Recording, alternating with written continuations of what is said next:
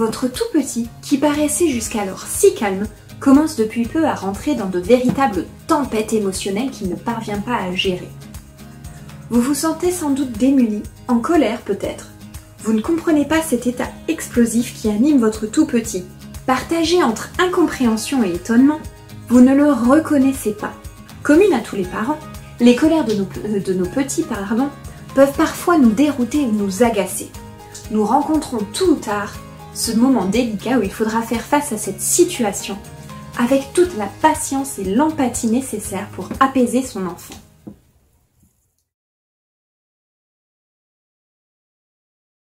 La colère est une émotion universelle et tout à fait légitime. Elle est tout autant nécessaire et normale que la joie, la tristesse ou la peur.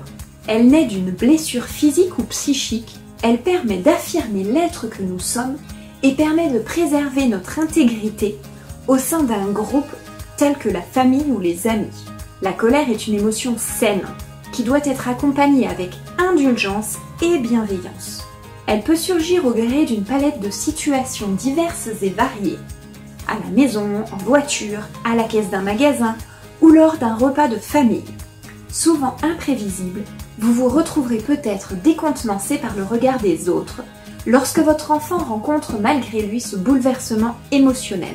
Parfois même dans le désarroi le plus complet, nous réprimandons notre enfant et c'est à ce moment exact que nous nous déconnectons de celui-ci. La situation peut alors prendre des proportions démesurées. Votre tout petit est alors inconsolable et vous ne parvenez pas à le raisonner. Normal! Nous devrions toujours garder à l'esprit que ces émotions aussi débordantes puissent-elles être, font partie d'un mécanisme complexe qui permet en outre d'extérioriser une difficulté rencontrée, stress, frustration, besoins vitaux, et ainsi permettre de l'évacuer car le corps entre alors en alerte maximale. Jusqu'à environ 6 ans, les lobes frontaux du cerveau de votre enfant sont encore immatures et certaines connexions ne sont pas encore établies. Ils régissent les émotions, le raisonnement, la prise de décision ou encore la parole. Lors d'un stress, il subit une sorte de gigantesque court-circuit envahissant inévitablement son organisme. Le cortisol produit suite à ce stress est responsable de cet état. À long terme, celui-ci peut nuire au développement du cerveau du bébé ou du petit enfant. Il peut entraîner des problèmes physiques et affectifs et des difficultés d'apprentissage qui apparaissent à l'enfance et peuvent persister jusqu'à l'âge adulte. Il inonde alors le système de votre enfant, produisant une réaction de survie, pendant laquelle son rythme cardiaque augmente, sa respiration se fait beaucoup plus rapide et pesante, ses vaisseaux sanguins se resserrent. C'est le corps tout entier qui subit un violent bouleversement. Il s'agit d'un mécanisme primitif dont le cervelet est l'auteur. Votre enfant ne cherche ni à vous tester, ni à vous provoquer. Ce court-circuit n'est réparable qu'en accueillant la colère de votre enfant, en se reconnectant émotionnellement à lui. C'est là qu'entre en scène l'ocytocine, l'hormone du bonheur. Une hormone qui est capable d'inverser totalement l'état de votre petit.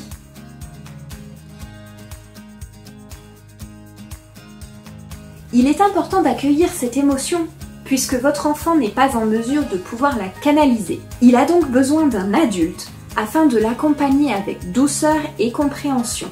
Pour ce faire, il est important de se mettre à la hauteur de son enfant, ou de l'asseoir sur soi, de lui demander ce dont il a besoin. Ça peut être un besoin vital, comme boire, manger, dormir, besoin de s'exprimer ou besoin d'autonomie, pourquoi pas. Souvent, le seul contact du parent permet d'adoucir une colère, car ne l'oublions pas, le toucher est un excellent moyen de faire diminuer le stress. Je vous propose dans ce cas de câliner votre tout petit s'il le désire, ou de lui tenir la main. Rien ne doit être imposé au risque de réactiver ou d'amplifier la situation. L'intonation de votre voix doit être caressante et calme. Une voix imprégnée de mécontentement ne fera qu'aggraver la situation. Une parole empathique peut s'avérer salvatrice. Par exemple, « Je vois que tu es en colère. Que puis-je faire pour t'aider ?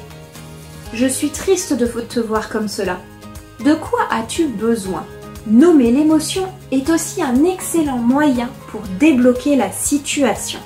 On évitera toutefois le « Arrête d'être en colère ! Ta colère m'énerve, tu es fatigant avec cette colère !» Le tu inquisiteur n'aidant en rien à disperser les tensions. Il a d'ailleurs été démontré qu'une censure de la colère peut avoir des effets nocifs sur le psychisme. Violence, manque de confiance en soi par exemple. Pour accueillir les émotions de son enfant, le parent doit être disposé à le faire en étant dans la compréhension de l'autre. On notera qu'un parent en colère ne sera pas en mesure d'apaiser cette même émotion chez son enfant, la colère étant perceptive et communicative. Attention donc à l'intonation de votre voix ainsi qu'à votre gestuelle. Si le parent ressent une profonde colère envers le comportement de son enfant, le parent doit pouvoir analyser rapidement les signes distinctifs qui peuvent conduire à des réactions inappropriées et trouver d'autres alternatives pour pouvoir retrouver ses esprits et garder son calme. Il est important de pouvoir employer des techniques qui permettent de diminuer rapidement les tensions émotionnelles chez chacun. Par exemple, s'isoler dans une autre pièce, prendre l'air, pratiquer l'art-thérapie, de la cohérence cardiaque par exemple, ou se faire accompagner par un coach parental ou un psychanalyste. Tout ce qui permettrait aux parents de retrouver son calme et d'apaiser son enfant. Pouvoir analyser la situation sous un autre angle, de manière détachée, et se positionner en tant que spectateur. Quel est le facteur de perturbation? Que puis-je mettre en œuvre pour apaiser cette fluctuation émotionnelle? Comment puis-je me reconnecter à mon enfant? Comment puis-je anticiper et apprendre de nos expériences pour les prochains débordements émotionnels? Intégrer le fait que son enfant peut être emprunt à un vrai bouleversement dont il ne peut être responsable et qu'il ait besoin à cet instant d'une vraie aide. Un parent en colère est un parent qui n'est pas en mesure d'apaiser son enfant.